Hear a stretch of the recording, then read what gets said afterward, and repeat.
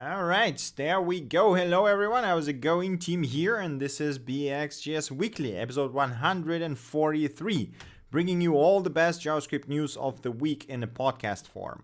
And today we are, before we get started, I got, a couple of announcements. Number one, huge thanks to everyone for your feedback on the episode format. Keep that coming. I'm still pondering on, what exactly the final format would be. We're going to try some things today, but I'm not like 100% convinced this is what it has to be. So if you got any more feedback, please do send it my way.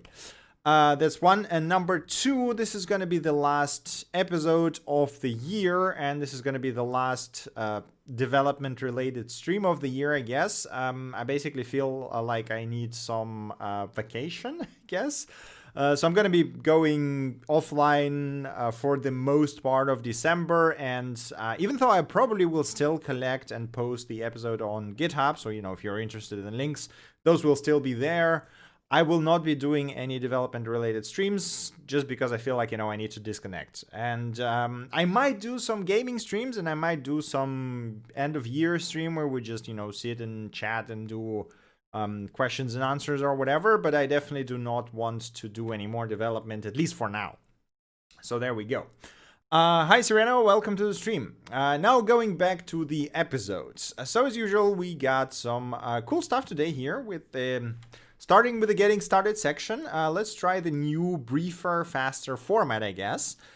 So the getting started section, right? What do we have here today? Well, first of all, we got WebGL2 Fundamentals, a really great write-up of the fundamentals WebGL, very in-depth. If you are interested in doing WebGL2, absolutely check this one out. Next article is Sick of the Stupid Jokes, Write Your Own Arbitrary-Precision JavaScript Math Library. A really cool dive into the floating point math and how to create your own arbitrary-precision math library in JavaScript, and stop everyone from joking about the 0.1 plus 0.2 equals 0.3000 whatever, right? If you are curious about the floating point math, specifically in JavaScript and in a bunch of other languages because it's literally a standard, do check this one out. Next article we got is Sticky Table Header with React Hooks. Just as the title says, a pretty nice tutorial on making sticky table headers. The next thing we got here is Making Things Move. Now the name is a bit confusing. What the article talks about is actually the creation of torsion movements in Canvas.js. So, if you ever wanted to work with canvases and you were curious as to how you simulate torsion there, do check this one out, a pretty great write-up.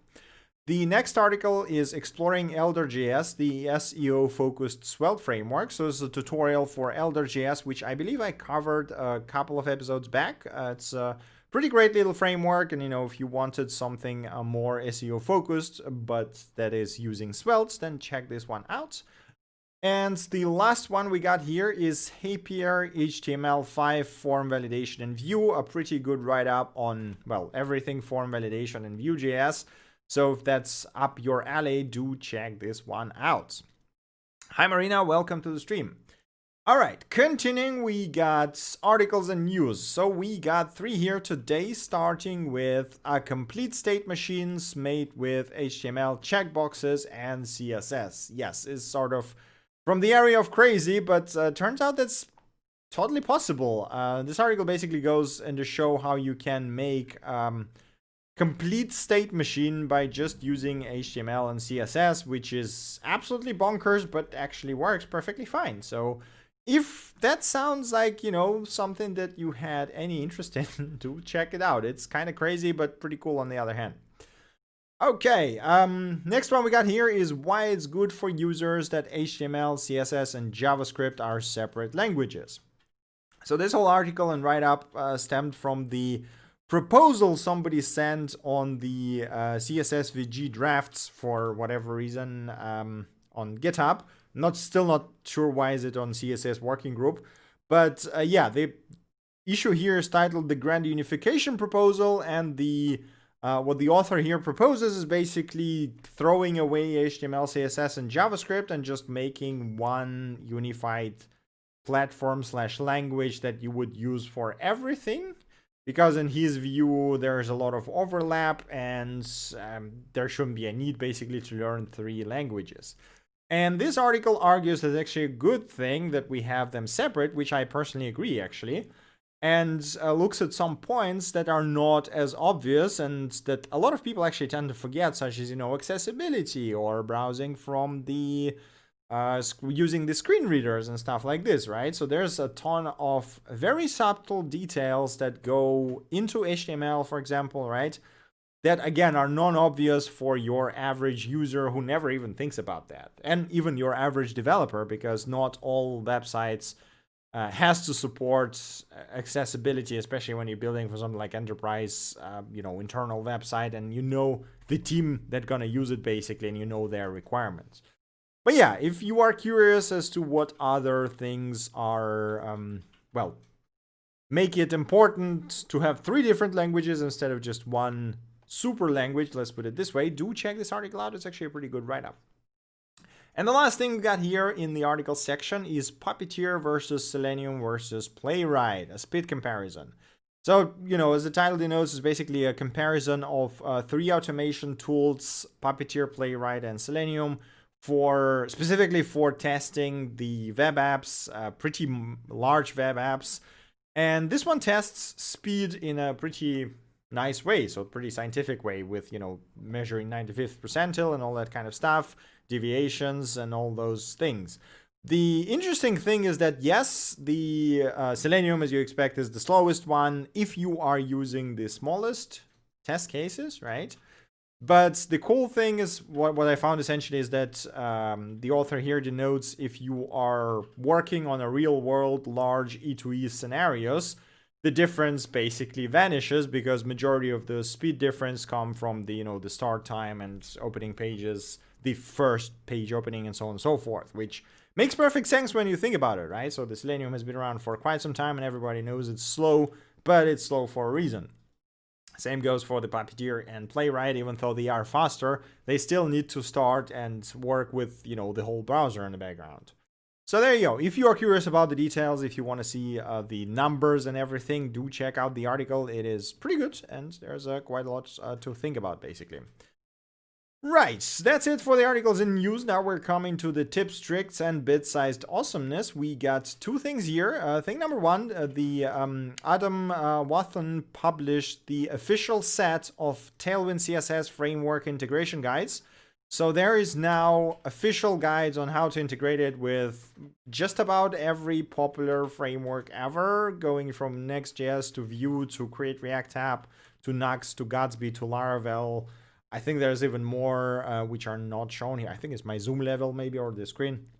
There's a bunch more, and all of those are great actually. So like I used to integrate it with Create React App by just using the separate post CSS build tool, but apparently there's the tool called Krakow that can do it for you, which is kind of awesome. So seems like they're super solid guides, and if you are interested in integrating Tailwind with one of those frameworks, this is the way to go. So do check this one out. And the next thing we got here is pretty exciting, to be honest. So this is a new work in progress pull request to Node.js that adds HTTPS imports. So if you're using ES modules in Node.js, you will be able to import modules from HTTPS the same way that Deno allows you to do that in Deno. I assume it's going to be working slightly differently because, there's still like the offline cache is not decided. Disabling those modules is not decided, and so on and so forth. So there's still like a ton of work here. But the fact that this is a thing that is coming to Node.js is really, really cool. So having ability to just import a module from CSS from HTTPS, from URL essentially, right? Without needing to install npm, without needing to do npm install, without needing to do anything basically, and just running Node script is freaking awesome. And if I would be able to do Nodes, HTTPS, whatever, to just run the ES module from the web the same way that Deno allows you to, that would be even better. So I am pretty excited to see where this leads. Like there's still, if you look at the pull request, there's a ton of discussion going on. A lot of people weigh in. There's some really interesting thoughts here and there, and very interesting concerns basically related to loading HTTPS modules the ES modules from HTTPS. But I personally do like this initiative, and I cannot wait for this to be merged at some point once it's ready, basically. I'm guessing it's not going to happen for the next couple of months because the scope of this pull request does seem to be very large. But this is an interesting one, so do check it out if you're curious.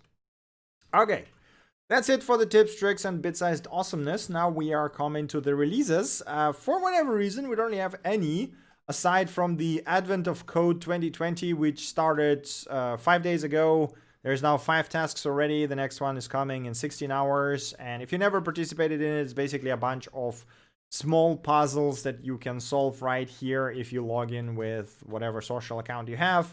And then they give you a task. You have to figure out how to do that. And then you solve it, submit it. And yeah, it's just, the tiny little puzzle thingy to keep yourself entertained during the Advent time, I guess. It's can be good fun if you're into that kind of stuff.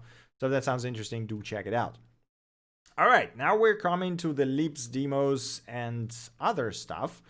And we do have quite a few cool things here today, starting with WMR, a new utility from the Mr. Develop It and the Preact team. And it's a tiny all-in-one development tool for modern web apps.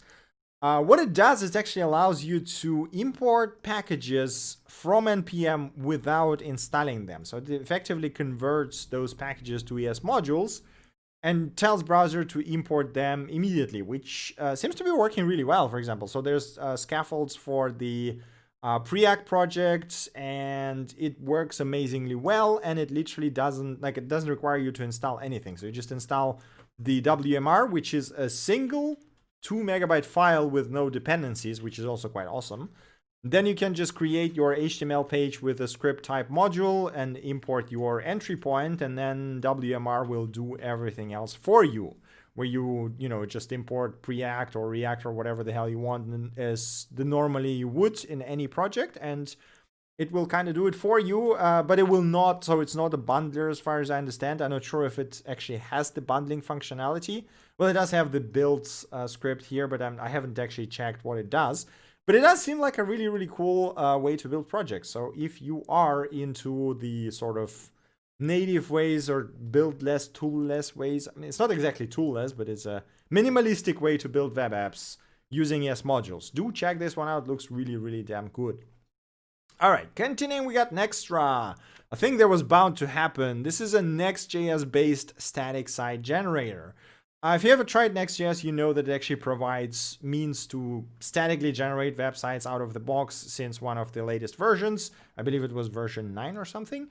And the problem with it is that you have to essentially set up the static generation yourself, right? Which is super flexible and allows you to do pretty much anything you want, but it is a bit of a pain in the ass to set it up yourself. So someone decided, well, I'm just going to take Markdown, MDX specifically, and Next.js and create a Gatsby-like thing based on Next.js that allows you to convert MDX into an actual website with themes and everything, which actually looks pretty good. So if you are into static generation, if you need a docs or a website or something and wanted to do it statically with Next.js, do check this one out. It actually looks pretty damn solid. Okay.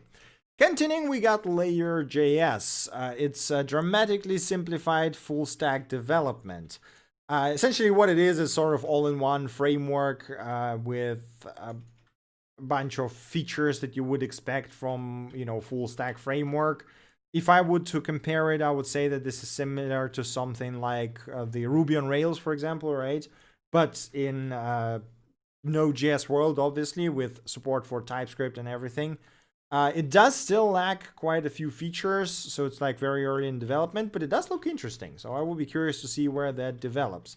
If you are into this sort of full stack all-in-one frameworks, do check this one out. It seems pretty solid. Again, keep in mind that this is early in development, so some of the features might be missing, but they do have a pretty comprehensive roadmap downstairs in the README file, which basically outlines what they already have and what not.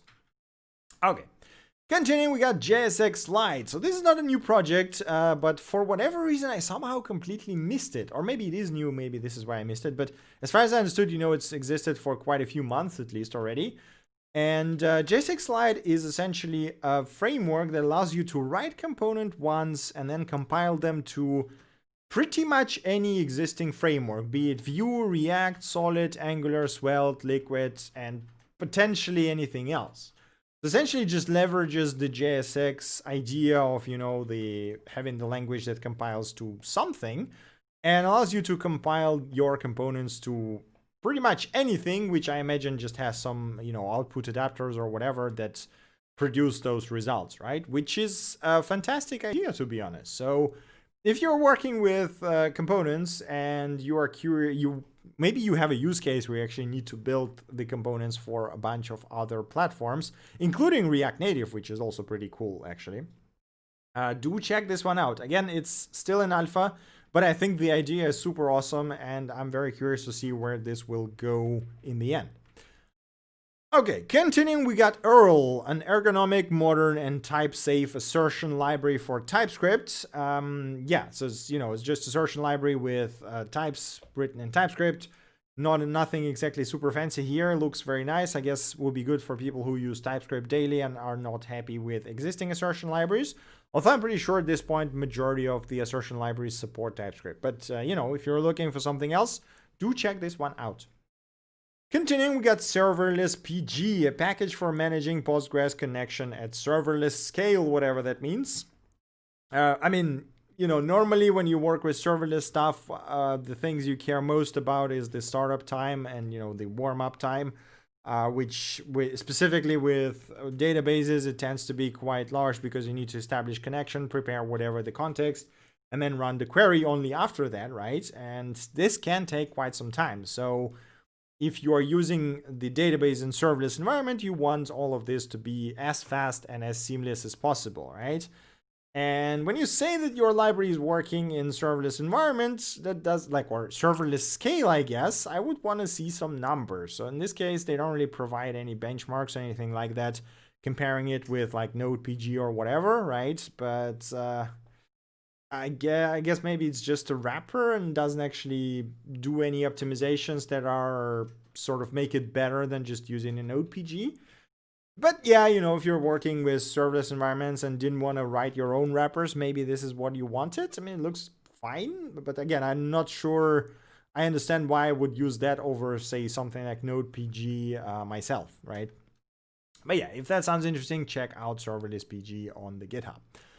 Continuing, we got Vue.2.3. This is a tiny library that allows you to interrupt the Vue 2 components in Vue 3 apps and vice versa. Essentially, load Vue 2 components in Vue 3 and Vue 3 components in Vue 2, which I guess the other way around wouldn't be that needed, but the porting Vue 2 components to Vue 3 can be slightly annoying from what I heard. There's not that many breaking changes, but some of them are there, and porting them can be quite time consuming. So if you have a very large library, it might be easier to just use this as sort of a polyfill for the time being, which is kind of cool. So if you're using Vue, do check this one out. Okay, next thing we got here is csv-parser, streaming csv-parser inspired by binary CSV that aims to be faster than everyone else. This one actually has benchmarks to back this claim up, and they look pretty damn solid. So if you were looking for a fast streaming CSV parser, do check this one out. It actually looks pretty damn good. Okay, continuing, we got twin.macro. This is a framework that basically takes Tailwind JS and puts it into the CSS in JS environment. Allows you to use it as properties, as macros, as template literal, what do you call them? Template literal. Oh God, I keep forgetting the name of this thing. When you prefix template literal with the words template literal MDN. What was the name of it? I keep forgetting the proper name for that. Multi-line strings. No, that's not it. Nesting template. Is it template expressions or tag templates? There you go. This is what it's called. Tag templates, which, yeah, basically converts it to Tailwind classes, compiles it, and inserts the proper CSS into the page, actually. So if you're a fan of stuff like emotion or style components, do check this out. This actually looks like a really good way of using Tailwind with those technologies. I personally think the Tailwind is perfectly fine as it is. Most of the time, you can just use the class names and that's good. But, if you like CSS and JS more, do check this out. It actually looks pretty damn solid. Okay. Continuing, we got mannequin.js. This is a simple library of an articulated mannequin figures. You literally can just render mannequins in any shape or form in a pretty straightforward manner and even animate them if you want to in Three.js in very, very, very simple way. So basically it gives you a bunch of API to manipulate the mannequin or any of the joints or parts of the figure basically in a very simple way, which looks actually really cool. I mean, I don't know what the use cases would be, but if you are in need of rendering mannequins for some reason, do check this one out. This actually looks like a really cool library. Okay, and the last thing we got here for today in the Libs and demos is compressorjs. This is a JavaScript image compressor that runs fully in the browser. I believe they're using WebAssembly here to do the processing, but it does allow you a bunch of different configs, parameters, whatever you want, basically resizing, changing the quality and so on and so forth. And it will actually give you the statistics for the final file before you get it. So, this actually looks pretty solid. So if you're working with images a lot and wanted to compress them in the browser, this is probably the way to go. Right, that's it for the Libs and demos. Now we got interesting and silly stuff. So we got two things here. The first one is this creative retro coding 1000 tweet gallery, which is really awesome. So this is not JavaScript. This is actually BBC Microbots that runs the tweets in 8-bit computer emulator, which, okay, admittedly, this is on the web. So, technically it kind of fits the podcast. But there is some really cool demos here. So if you have any interest in retro programming, I guess, do check this one out. There's some really awesome things, and there's a ton of them. And the fact that all of them fit into one tweet is kind of mind-blowing. So yeah, do check this one out. It's actually pretty damn impressive. And the last thing we got here is this tiny article that is titled "Mining Your Command Line Interface History for Good Git Aliases." And this is something I haven't actually thought about. So basically the gist is, you use Git a lot, right? And over the time, your history or bash history, Z shell history, whatever, will get a good set of Git commands that basically repeat it over and over and over again, right? And if you get that history, you grab the Git, you sort them, you make them unique, and then you sort them by frequency, you can actually figure out which of the Git commands you use very frequently and which of those can be aliased into something that, you can just type simpler, right? Like git commit amend. For example, this is the alias I have. Or git status. This is also the alias I have. Git diff. Git tree is something I don't really use that much.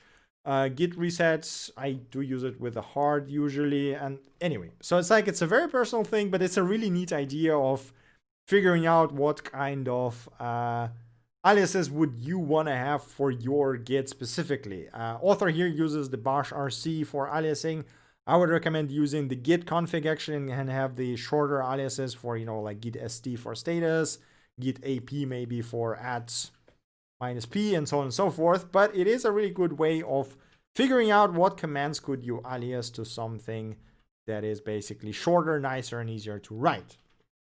Okay, that's actually it from my side. So if you guys have any questions or suggestions, now is the time to throw them into the chat. If no, we can just wrap it up here. As I said, this is going to be the last dev stream or JavaScript stream for the year. I'm not going to be streaming anymore in 2020, at least no development streams. I might be doing some gaming or, as I said, some question answers, end of year stream or whatever. I will still be in Discord, probably quite a bit less than I used to be during the year. But yeah, if you have any questions or suggestions, join our Discord, poke me there. I will answer at one point, maybe not, as fast as I used to do. But I'm going to be back in January with, hopefully with fresh energy, fresh minds, and with better idea of how I want to structure the BxJS Weekly. So again, if you have any feedback, do send it my way. keep sending it my way because I'm still figuring it out. Do let me know if today's episode was worse or better than before. Like, I did shorten quite a lot of things and did focus more on the libraries and demos, as a lot of you guys suggested. But yeah, this is the gist of it. And that's basically all I have. So it seems like we don't have any more questions or suggestions. So thank you guys very much for watching. Thank you for your continued support. Have an amazing rest of December in this case. Merry Christmas, Happy New Year. And, you know, unless I stream again and we have an actual like Christmas or New Year stream or whatever. If not, then, you know, I will see you in 2021 and have an amazing year.